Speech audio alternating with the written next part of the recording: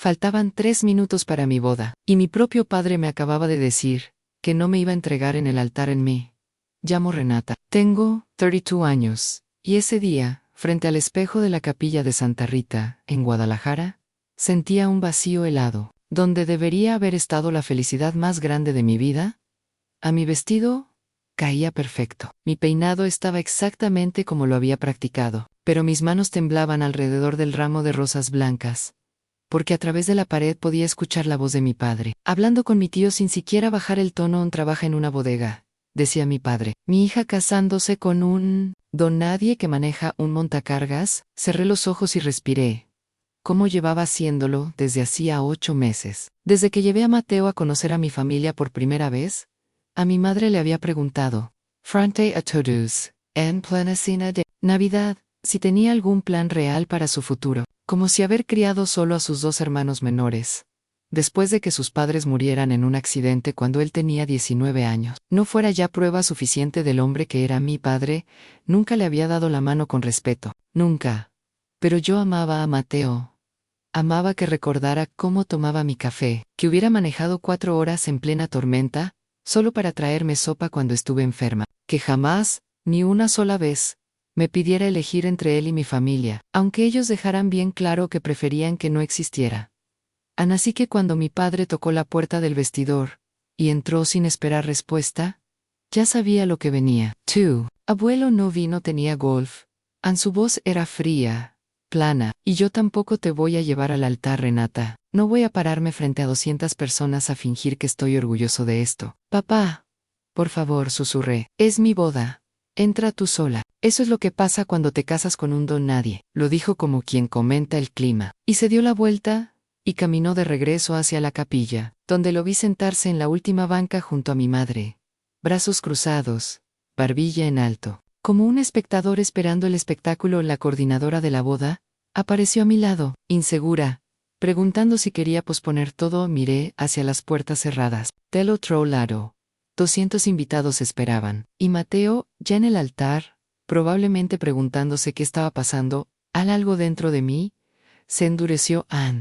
No, dije, enderezando la espalda. Voy a entrar sola. Las puertas se abrieron. La música comenzó, y caminé por el pasillo, sola, con mis tacones resonando en la madera vieja, con los ojos fijos en Mateo, que se había quedado paralizado al darse cuenta de lo que mi padre acababa de hacer.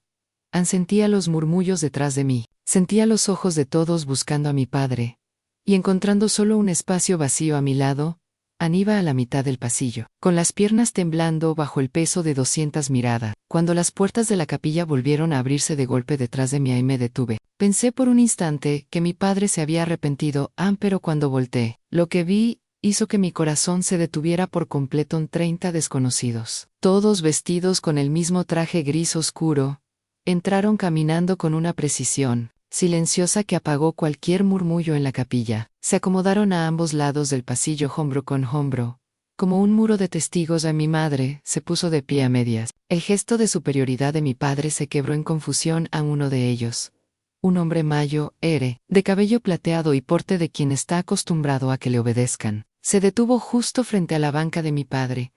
Lo miró directo a los ojos, y dijo, con una voz que hizo que toda la capilla contuviera el aliento, Señor An. Un silencio absoluto cayó sobre el lugar. Con todo respeto, señor, continuó, usted no tiene derecho a sentarse ahí, a disfrutar esto, no después de lo que le acaba de hacer a su hija. Mi padre abrió la boca. No salió ningún sonido. Mi madre se llevó la mano al pecho. Yo seguía inmóvil en medio del pasillo, sin entender nada en él. El hombre se giró hacia mí, con un gesto respetuoso. Señora Renata, disculpe la entrada tan dramática. Mi nombre es Ricardo Fuentes. Soy Director Regional de Operaciones de Grupo Logístico del Valle. Ese nombre no me decía nada, hasta que vi el rostro de Mateo, pálido, con los ojos brillando de lágrimas contenidas. Grupo Logístico del Valle era la empresa donde trabajaba Mateo. Ricardo Fuentes era el jefe de su jefe, un hombre del que Mateo solo había hablado un par de veces, siempre con un respeto muy callado. Hace 6 años, siguió Ricardo, con la voz firme llegando hasta el último rincón de la capilla, Mateo Cruz entró a nuestra bodega como un muchacho de 19 años, que acababa de perder a sus padres, y estaba criando solo a sus 2 hermanos menores. Tomaba todos los turnos que le ofrecían. Ann nunca se quejó. Capacitó a decenas de nuevos empleados sin que nadie se lo pidiera. Detectó fallas de seguridad que nos salvaron de demandas millonarias. En silencio, guió a más de una docena de jóvenes que no tenían a nadie más. Hace 2 años, cuando la planta de Monterrey estaba por cerrar y dejar sin trabajo a 400 familias, fue Mateo quien rediseñó todo el proceso operativo y salvó esa planta. Es, sin exagerar, uno de los mejores empleados que he tenido en 30 años de carrera. Sentí las lágrimas correr por mi cara, llano de tristeza, de un orgullo que se abría paso en mi pecho, como algo que llevaba meses esperando salir en Ricardo. Señaló a los 30 hombres y mujeres que bordeaban el pasillo. Cada persona aquí presente ha trabajado con Mateo, o bajo sus órdenes, y pidieron venir en el momento en que se enteraron de cómo lo trataba su propia familia. No vino a hacer un escándalo. Vinimos porque un hombre que ha sostenido a tantas personas merecía tener quien lo sostuviera hoy a él, sobre todo cuando quienes debían hacerlo no aparecieron. Volteó de nuevo hacia mi padre, a un operador de montacargas. Dijo usted.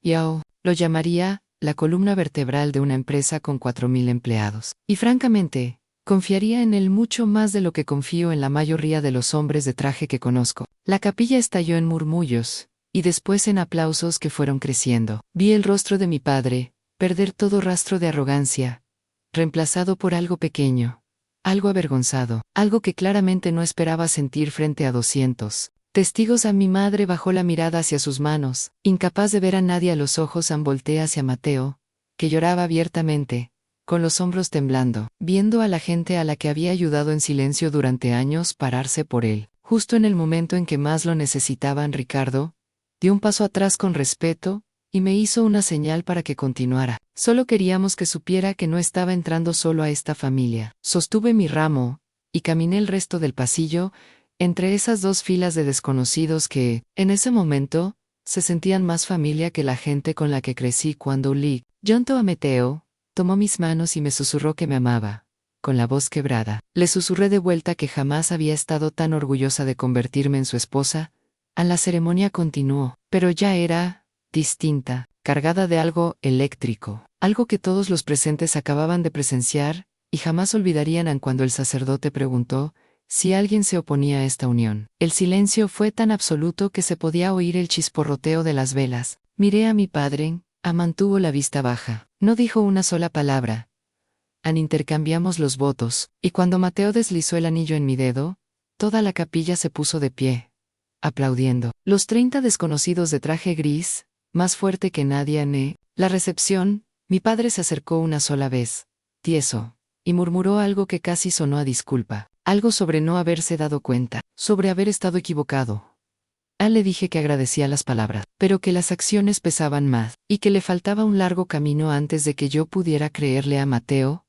Como siempre, le dio la mano. De todas formas, él le agradeció por haber venido, porque así era él, un hombre que construye puentes, incluso para quienes nunca hicieron nada para merecerlos. En esa noche, bailando bajo las luces, con los brazos de Mateo rodeándome, entendí algo, que mi padre había pasado años tratando de negarme. El valor de una persona nunca estuvo en un puesto de trabajo ni en un salario, que está en presentarse, en construir a la gente en silencio, en lugar de destruirla, en ser el tipo de persona por quien 30 desconocidos dejarían todo, con tal de defenderla. Mi familia llamó a mi esposo un don nadie, y me dejó caminar sola, pero al final fue el don nadie de Mateo quien llenó ese pasillo de alguien más importante que todos ellos juntos, y fue su amor el que me enseñó lo que en verdad significa valer algo.